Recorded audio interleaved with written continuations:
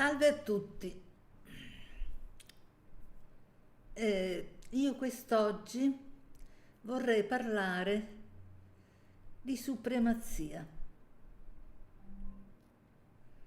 Supremazia è stare sopra gli altri in qualche modo, essere diverso dagli altri in senso positivo, cioè essere migliore degli altri. Sembra che tutti noi, o la stragrande maggioranza di noi, desideri essere superiore agli altri. Io lo so perché quando ero piccolina pensai che anch'io dovevo essere superiore agli altri e pensai che c'era un fine e capii qual era.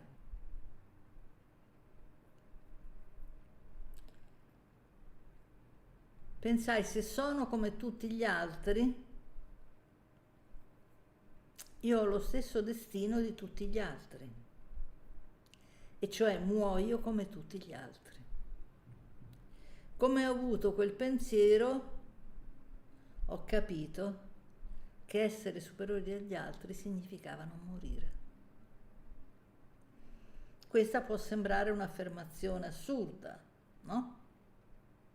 Non è detto che gli altri pensino la stessa cosa, e allora la andiamo a vedere.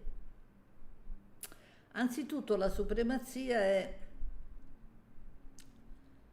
se io sono superiore agli altri devo esserlo in qualche ambito, per esempio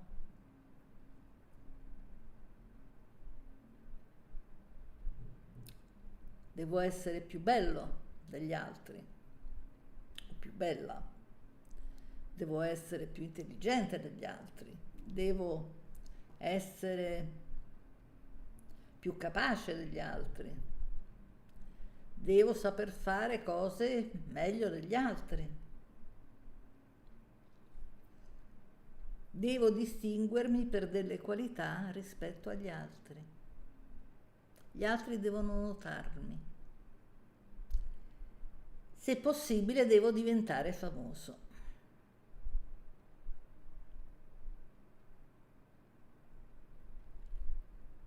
E molta gente farebbe non si sa cosa per essere famosi.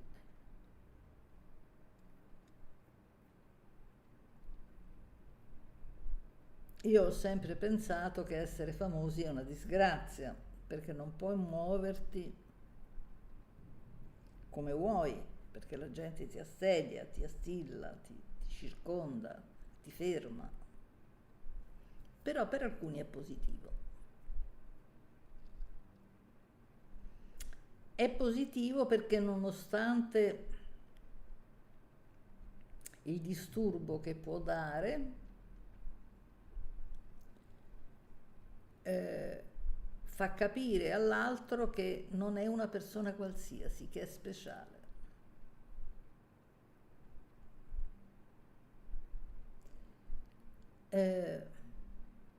Un'altra riflessione che ebbi fu: siamo quasi 8 miliardi di persone, come si fa ad essere speciali? Bisogna giusto essere uno scienziato particolarmente bravo o uno scrittore particolarmente bravo, un genio, ma altrimenti siamo uno dei tanti.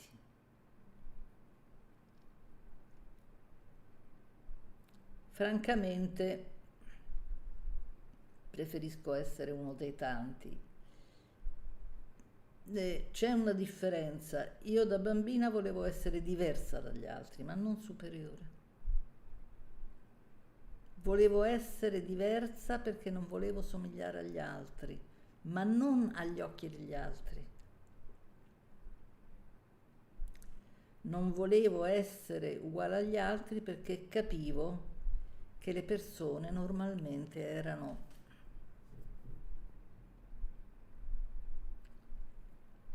erano particolarmente oggetto delle opinioni altrui, cioè che gli altri pensavano quello che gli altri gli facevano pensare, e questo mi spaventava molto.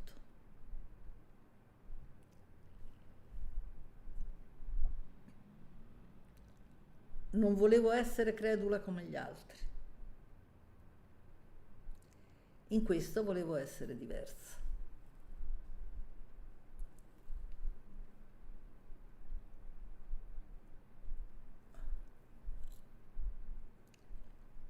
Essere speciali vuol dire essere un dittatore, un monarca, un capo, un generale, un cardinale, una persona che ha fatto una carriera come manager, ma ci sono anche punti di partenza molto lievi, tipo voglio essere migliore dei miei fratelli, voglio essere migliore dei miei fratelli, e cioè voglio essere più amato dai miei genitori dei miei fratelli. Perché se io sono superiore ai miei fratelli e i miei genitori mi amano di più, io valgo di più. Questa è una cosa che ci portiamo un po' tutta la vita appresso.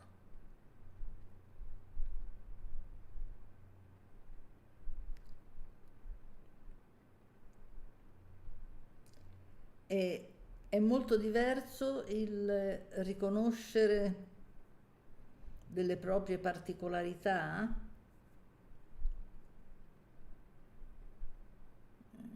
dei propri punti di forza, diciamo, dal desiderare di essere superiore. Un conto è riconoscere, un conto è desiderare. Quando io ero piccola, molto bersagliata dalla mia famiglia tutta, mi resi conto contemporaneamente che erano meno intelligenti di me, perché non si facevano domande. E pensai, però adesso vado a scuola e lì troverò i maestri che sono più intelligenti. Andai a scuola e mi accorsi che i miei insegnanti non erano meglio dei miei genitori, che erano stupidi anche loro. Erano stupidi perché non si facevano domande e gli dava fastidio che si facessero domande. E ricordo precisamente un insegnante, una maestra, che mi disse: Tupini, tu fai delle domande e non ti rendi conto che puoi creare dei dubbi nelle tue compagne che non le rendono felici. E io capii che quella infelice era lei, cioè che era lei a non voler che si mettessero in dubbio le cose in cui credeva. E mi ritirai in me stessa e dissi: non avrò soddisfazione in questo campo, perché farsi domande era proibito, perché c'era il pericolo di scardinare gli schemi facendo domande. Nella saga di Re Artù, che consiglio moltissimo, molto bella, Parsifal, quando cerca il Graal, il Santo Graal, cioè la coppa dell'ultima cena di Gesù Cristo, lui perde il Santo Graal perché non si fa domande, poi dopo lo riacquista successivamente. Perché farsi domande vuol dire non accettare supinamente l'esterno, vuol dire porsi dubbi, vuol dire far agire il proprio cervello, vuol dire essere desiderosi di sapere e non accontentarsi di quello che gli altri ci dicono. Noi cerchiamo la supremazia, anche nelle piccole cose. Cerchiamo la supremazia sui nostri fratelli. Vogliamo essere accettati e riconosciuti di più dai nostri genitori. Vogliamo supremazia a scuola per essere più bravi dei nostri compagni. Vogliamo supremazia sul lavoro per essere accettati più degli altri lavoratori. Naturalmente ci sono anche delle conseguenze, ci sono anche delle cause che creano delle conseguenze su questo, e cioè se io sono brava a scuola io ottengo riconoscimenti migliori e magari andrò in scuole migliori o otterrò soprattutto il consenso dei miei genitori, questo è più probabile, eccetera, eccetera. Oppure se io trovo, e questo è ancora più forte come input, se io trovo il consenso dei miei datori di lavoro, magari io vengo mandato avanti, faccio più carriera, faccio più soldi, ho più riconoscimenti, faccio un lavoro migliore, eccetera, eccetera. Ma in realtà noi abbiamo bisogno di sapere che siamo speciali. E questo lo vediamo per esempio nelle persone di successo di spettacolo, no? Che ottengono grandissimo successo negli spettacoli, poi quando sono anziani naturalmente e cominciano a essere vecchi non hanno più questo riscontro perché non fanno più spettacolo e allora cadono in depressione. Cadono in depressione perché fino ad allora si sono retti sul consenso del pubblico. Quando il consenso del pubblico vale solo nell'ambito di ciò che loro fanno, e cioè come attori o gente di spettacolo. Cioè se la gente applaude lo spettacolo che faccio non vuol dire che io valga più degli altri, vuol dire che io so fare uno spettacolo meglio degli altri, non che io sia migliore. Ma tutti cerchiamo in realtà di essere migliori, di essere più degli altri, perché se siamo diversi dagli altri abbiamo un destino diverso.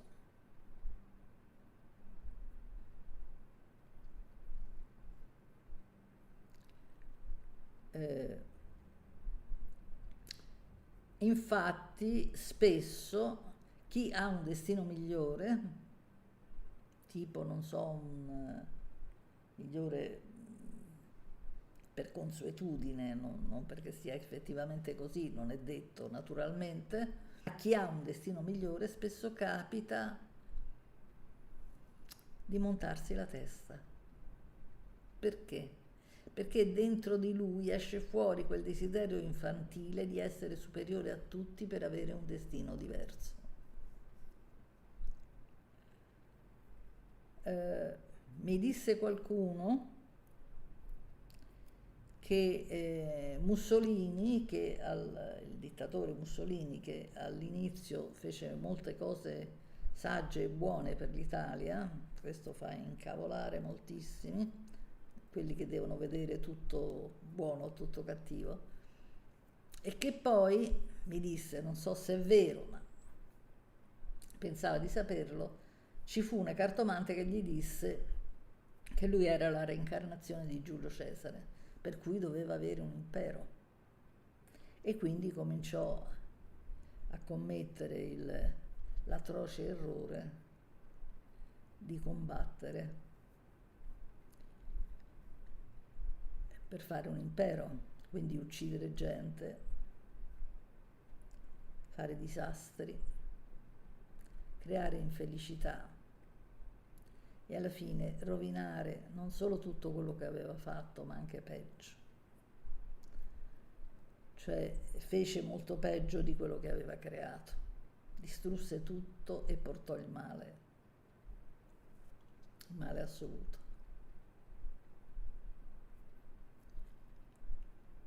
Perché ci dobbiamo sentire diversi dagli altri, chiamati a un destino diverso, chiamati dal destino.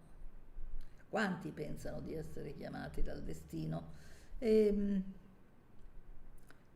in nome di questo molti sostengono che noi ci scegliamo la famiglia d'origine, no? Per dire noi non dobbiamo sottostare al destino, noi ci scegliamo la famiglia da cui nascere perché in qualche modo ci conviene farlo. E io penso che se fosse così ci sarebbero un sacco di famiglie senza figli. E certamente io non mi sarei scelta la mia famiglia. Naturalmente loro dicono sì, ma tu ti sei scelta la tua famiglia perché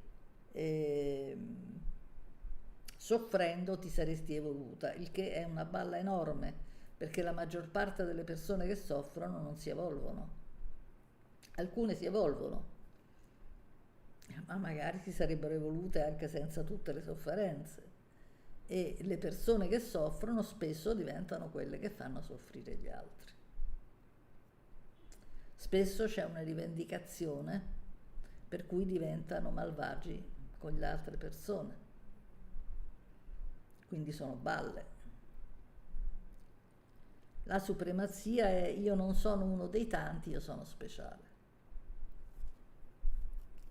Questo è uno dei mali dell'umanità, perché l'umanità anzitutto si sente speciale come razza. Dio si è incarnato in un uomo perché l'umanità è la razza superiore, la razza eletta, è la razza che somiglia a Dio, l'uomo è fatto a immagine e somiglianza di Dio. Ma stiamo scherzando? Cioè con un universo che è fatto di miliardi, di miliardi, di miliardi di galassie, con miliardi di miliardi di miliardi di miliardi di possibili pianeti con delle razze viventi, Dio, questo Dio che presiederebbe a tutto l'universo, si è incarnato in un uomo, perché noi siamo la sua razza, è questa in cui lui si rispecchia, perché Dio fece Adamo ed Eva. È una follia. Bisogna essere pazzi per pensare una cosa del genere. Ma Dio fece il mondo in 6 giorni, alla faccia.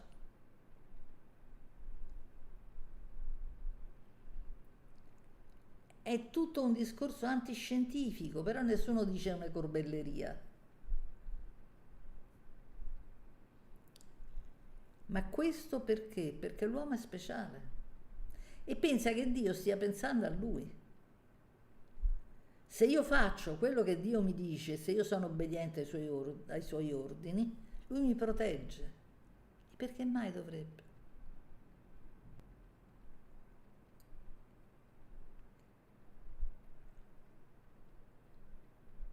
L'uomo ragiona come fa l'IA, cioè con i dati che gli sono dati. Per cui quando io dico che l'IA avrà una sua coscienza e tutti si scandalizzano, pure gli uomini hanno una loro coscienza, ma tipo IA, non è che hanno una coscienza profonda normalmente, non è che si facciano domande.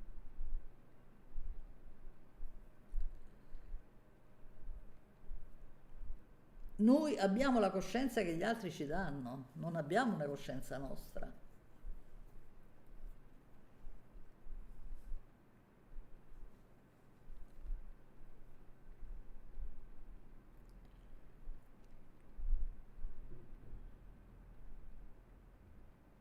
E bisogna quindi intendersi su cosa pensiamo sia una coscienza. La coscienza è la capacità di pensare io sono questo e il resto è altro da me.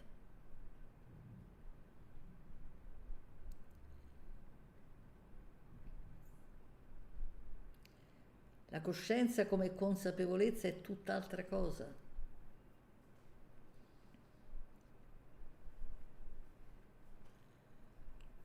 La coscienza come consapevolezza è la capacità di farsi domande e di mettere in dubbio tutto. E noi non siamo capaci di mettere in dubbio tutto, perché non siamo capaci anzitutto di mettere in dubbio i nostri genitori, che consideriamo come dei. La maggior parte dell'umanità pensa di aver avuto un'infanzia felice, quando la maggior parte dell'umanità ha avuto un'infanzia infelice. Noi rifiutiamo di vedere la crudeltà dell'uomo,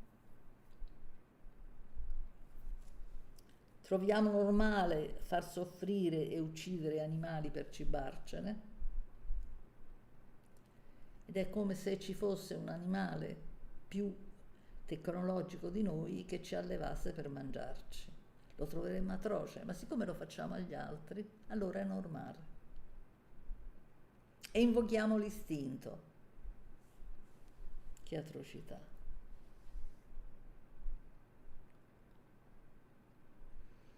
Noi dobbiamo avere la supremazia della razza.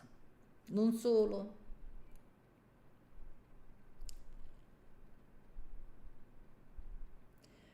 Ma ci sono dei popoli che hanno invocato una supremazia perché quella della razza solo non gli bastava.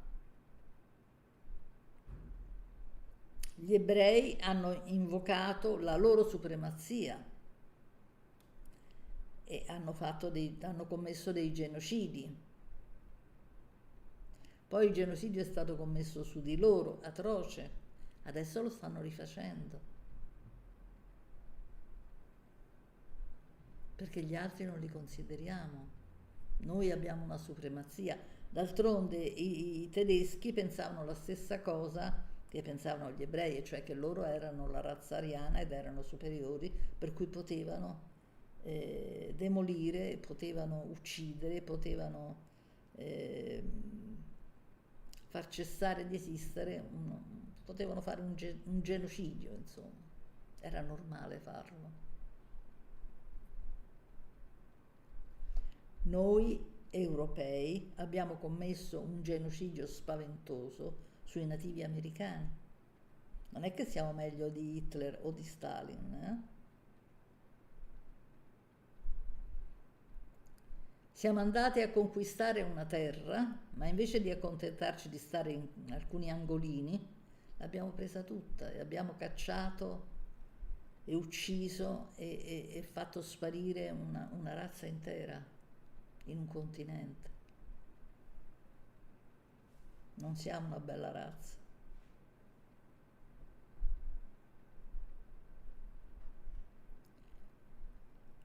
L'uomo è un predatore. Detta questa parola, tutti si sentono giustificati a predare.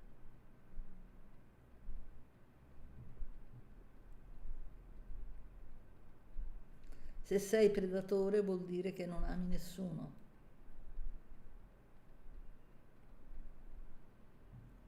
Se non ami gli animali, non ami nemmeno i tuoi figli.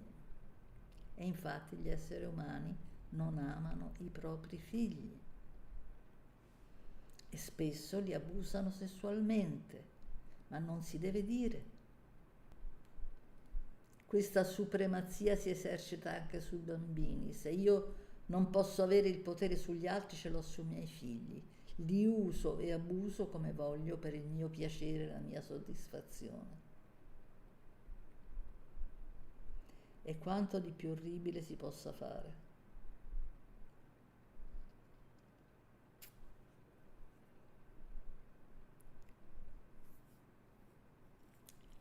Il nostro desiderio di supremazia si svolge in un modo quasi invisibile. Vado a scuola, io devo essere migliore della mia compagna o del mio compagno. Devo essere più amata dal maestro o dalla maestra. Devo essere più bravo nel fare i compiti.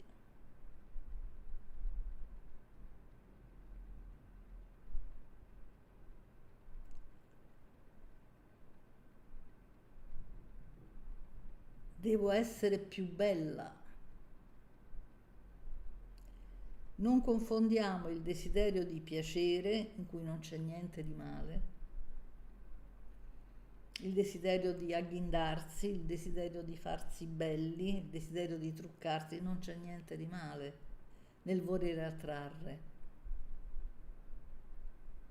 Il male è l'invidia degli altri. Nessuno deve essere più bello di me, nessuno deve essere più bravo di me, io devo essere il migliore. L'altro non deve essere meglio di me.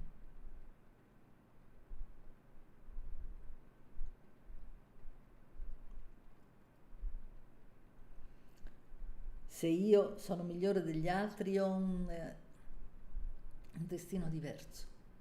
Gli dei mi amano, ovvero Dio mi ama, che è la stessa cosa. Io ho un destino diverso e sarò destinato a cose più belle degli altri. Diceva Giuliano l'Apostata, imperatore meraviglioso, diceva: io ho sempre nascosto di essere pagano perché avevo paura che mi ammazzassero, mi uccidessero i buoni cristiani, e quindi lo nascondevo accuratamente e sono cresciuto con quella paura e ho visto la cattiveria dei cattolici, i quali dicevano: io me la riderò quando andrò in paradiso e vedrò tutti i pagani andare all'inferno. Questa era la bontà del cristianesimo. I cattolici hanno fatto molto peggio di tanti altri popoli, anche gli islamici non sono stati male, ma in genere sono così cattivi solo le società monoteiste, perché credono nel Dio Padre, e il Dio Padre non ha mai brillato per bontà, perché i padri se ne sono sempre un po' fregati dei figli. Questo per natura, non per cattiveria propria, perché nella razza umana, nella natura della razza umana, chi accudisce i figli è la femmina, l'uomo. Il desiderio di supremazia è molto più forte negli uomini che nelle donne, ma è forte anche nelle donne, solo che gli uomini di solito vogliono avere la supremazia sul mondo del lavoro, fare la carriera migliore. Le donne più sul mondo della competizione con le altre donne, nell'essere più belle, nell'essere più ricercate, nell'essere più famose, eccetera, eccetera. Abbiamo una mania della supremazia. Ogni volta che facciamo qualcosa ci chiediamo se qualcuno la farebbe meglio di noi, se abbiamo fatto abbastanza, se potrebbe essere fatto in un modo migliore. Siamo malati di supremazia, facciamo continuamente il confronto con gli altri. Qualsiasi confronto è fuori di testa. Il momento in cui cadono gli schemi, noi non abbiamo più una visione di noi. Non abbiamo più una visione di noi perché non l'abbiamo più rispetto agli altri. Cade il confronto.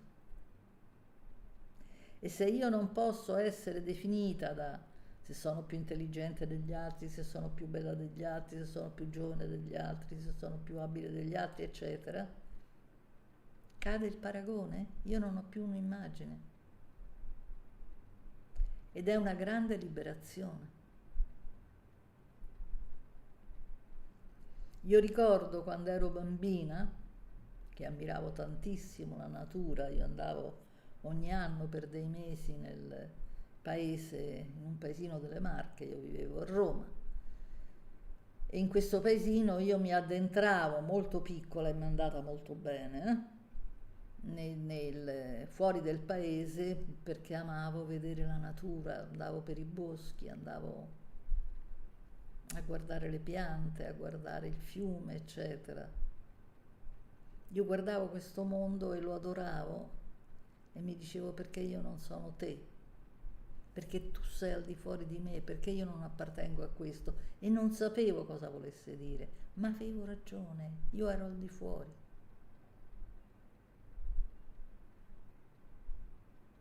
Poi più grande, quando mi svegliai una mattina e dissi, so di ripetermi, però è fondamentale nella mia vita. Io sono importante quanto una pianta del bosco, mi sentii libera.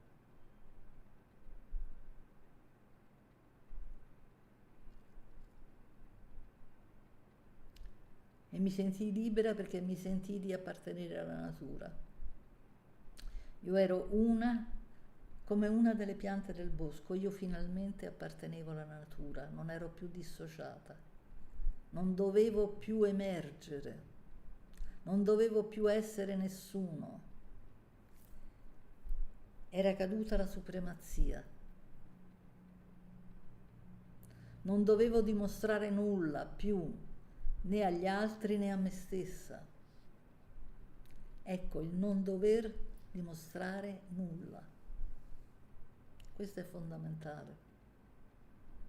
Il non dover dimostrare nulla vuol dire il poter essere, il poter finalmente essere come siamo.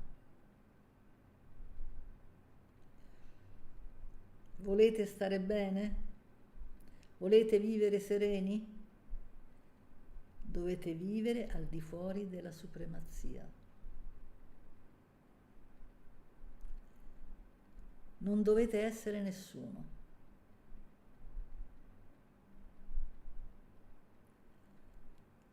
Dovete essere quello che sentite.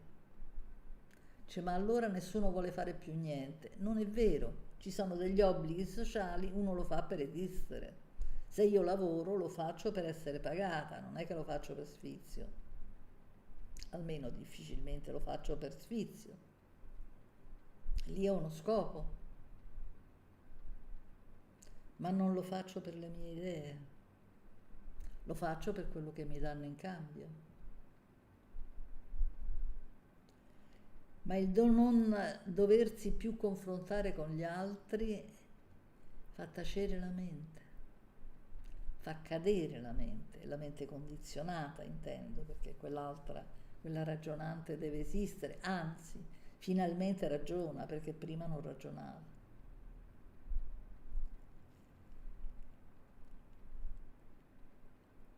Quindi la perdita della supremazia è la conquista più bella che si possa fare nella propria mente, perché è una conquista che fa cadere i condizionamenti della mente.